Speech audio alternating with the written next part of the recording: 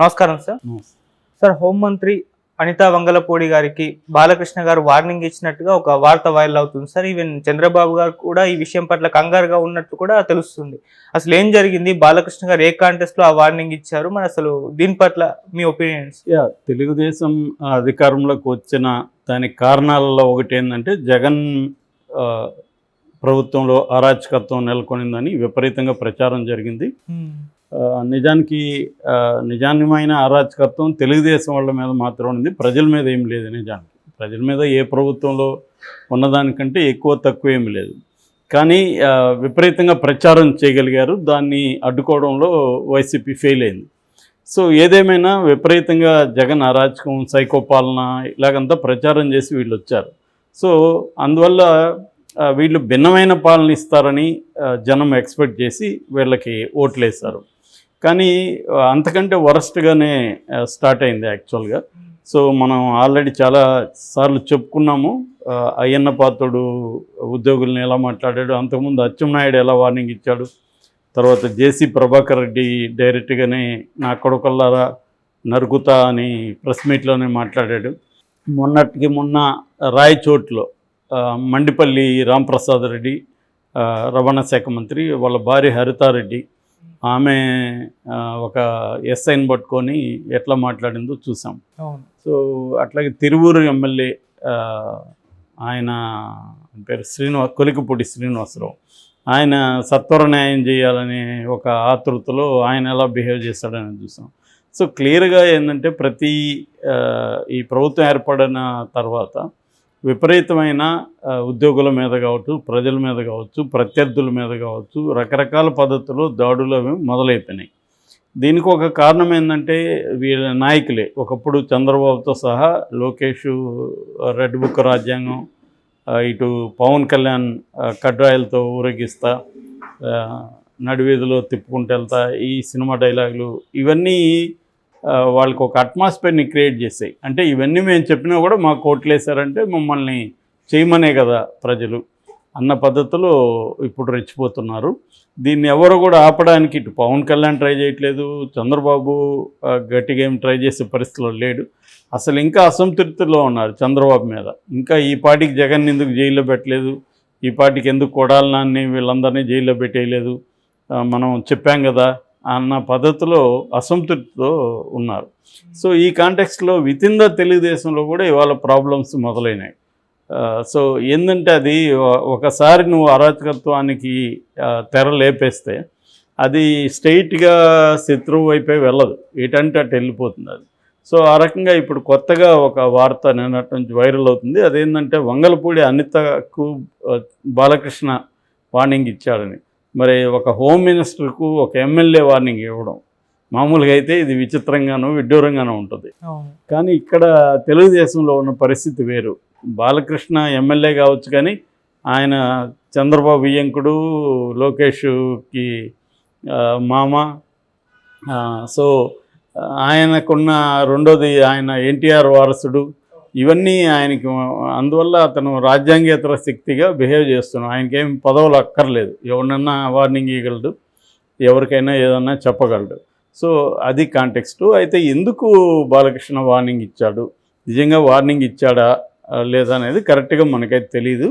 కానీ వార్త ఎలా వస్తుంది. సో వార్నింగ్ ఇవ్వడానికి కారణం ఏంటంటే అమలాపురంలో 1 అనే ఒక పెద్ద హోటల్ ఉంది. ఆ హోటల్కి చాలా విఐపీలంతా వస్తుంటారు. సో అక్కడ మొన్న ఏం జరిగిందంటే ఆల్రెడీ విపరీతమైన రద్దీ ఉంది. ఆ టైంలో తెలుగుదేశం నాయకులు హోటల్కి వచ్చారు. వెయిట్ చేయమని వాళ్ళు చెప్పారు. మేమేంద్ర వెయిట్ చేసేదని వాళ్ళు గొడవకి వెళ్ళి ఆ సిబ్బందిని కొట్టారు. సో ఆ సిబ్బంది ఇమీడియట్గా అమెరికాలో ఉంటున్న దాని ఓనర్కి ఫోన్ చేశారు, ఎన్ఆర్ఐ ఆయన. సో ఆయనకు ఫోన్ చేస్తే ఆయన సీరియస్గా తీసుకున్నాడు. ఆయన బాలకృష్ణ క్లోజ్ ఫ్రెండ్ అని చెప్తున్నారు. సో ఆయన బాలకృష్ణకు ఫోన్ చేసి చాలా బాధపడ్డాడు. ఇలాగా తెలుగుదేశం వాళ్ళు చేశారంటే ఎవరు వాళ్ళంటే ఇట్లా అనిత అనుచరులంట అని చెప్పారు. సో ఈయన అనితకు ఫోన్ చేసి ఇలాగా మీ అనుచరులు ఇలా చేశారంట, కొద్ది కంట్రోల్ చేసుకో అని చెప్పినాడని చెప్తున్నారు. పాజిబిలిటీ ఉందంటే ఉంది. ఎందుకంటే ఆయన ఫ్రెండ్ హోటల్ ఒకరు అక్రమంగా వచ్చి ఇలా చేసినప్పుడు అనిత అనుచరులు కాబట్టి అనితకు చెప్పచ్చు, అందులో వార్నింగ్ ఉండకపోవచ్చు, ఇలా జరిగింది నీ దృష్టికి తీసుకొస్తున్నా, కొద్దిగా వాళ్ళని కంట్రోల్ చేసుకో అని చెప్పుండొచ్చు. బాలకృష్ణ స్థాయి చెప్తే ఖచ్చితంగా అనితలు అంటే వాళ్ళు ఫాలో అవుతారు తప్ప అంతకంటే ఏమీ ఉండదు అక్కడ. అనిత హోమ్ మినిస్టర్ కావచ్చు, ఇంకొకటి కావచ్చు, కానీ మొత్తంగా చూసుకున్నప్పుడు వీళ్ళ ఫ్యామిలీలో బాలకృష్ణ ఒక కీ రోల్ అయితే ఉంది. ఎందుకంటే చంద్రబాబు అరెస్ట్ అప్పుడు కూడా బాలకృష్ణకి పగ్గాలు ఇచ్చే పరిస్థితి ఉంది, కానీ బాలకృష్ణ దానికి సూటిగాడని చంద్రబాబు అతను ముందుకు తీసుకురాలేదు. ఎందుకంటే ఆయన ప్రత్యక్ష రాజకీయాల్లో బాలకృష్ణ కష్టం, ఆయన యాటిట్యూడు, ఆయన type of dealing with people. ఆయన ఏంటంటే మనసులో ఏది దాచుకొని రాజకీయంగా లోపల ఒకటి పెట్టుకొని బయట ఒకటి డీల్ చేసే వ్యక్తి కాదు. తనకి ఇంపల్సివ్గా ఉంటాడు, తనకి ఏమనిపిస్తుంది చెప్పేయడం, దాని కాన్సిక్వెన్సెస్ ఆలోచించకపోవడం అనేది బాలకృష్ణకు ఉండే నేచరు. రెండోది, అతను ఫ్లూయెంట్గా ఒక విషయాన్ని స్పష్టంగా ప్రజలకు చెప్పే కైండ్ ఆఫ్ కూడా అతనికి అలవాట్లేదు. అతనికి సినిమా డైలాగులు ఉంటాయి, కానీ అక్కడే మనకి పవన్ కళ్యాణ్కి అతనికి తేడా కనిపిస్తుంది. పవన్ కళ్యాణ్ సినిమాలో కంటే కూడా బయట బాగా డైలాగులు చెప్పగలడు.